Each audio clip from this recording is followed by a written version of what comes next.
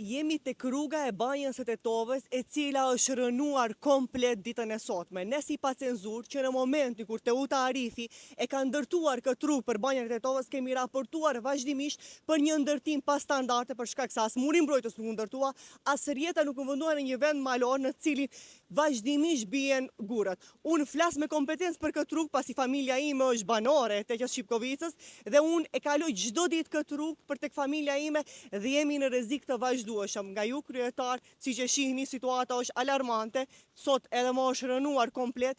A keni në plan që të bëni një zgjedhje afatgjate për to banor të Teqës së Shqipkovicës? Po, patjetër që ne kemi plan dhe në bazë atij plani është vepruar në të kaluarën. Fillimisht është ndërtuar kjo pjesë, ky segmenti i murit mbrojtës këtu ku jemi sot. Pastaj është ndërtuar edhe një segment tjetër pak më poshtë dhe sigurisht që nga pranvera do të vazhdoj edhe nga këtu lartë në bazë të studimit që është bërë edhe nga UNDP në pikat më kritike se ku duhet të intervenohet për të mbrojtur pra kjo pjesë e rrugës. Pasi siç ju thash kryetar, ka banor dhe fëmijë të shkollave në Teqen e Shqipkovicës, a ka një projekt afatshkurt, pra në ditën e nesër, si do të shkojmë shkollë, pas nesër, këto ditë? Po, ne siç e shihni që sonte kemi dalë në terren bashkë me operatorët të cilët merren me mirëmbajtjen e rrugëve dhe domethënë që merren me punë intervente.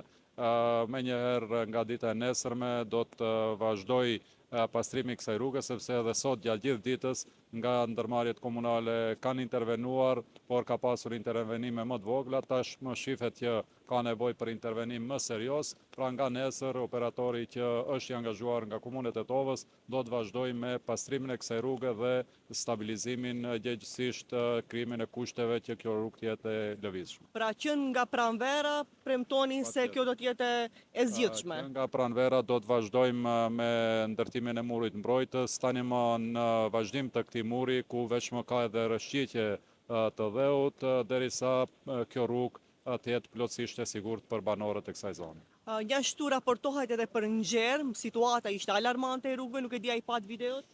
Po, patjetër, domethënë operativa e ndërmarrjes komunale do të veç më është nisur për fshatin Gjerm që të pastrojnë rrugën dhe të jetë e kalueshme për banorët.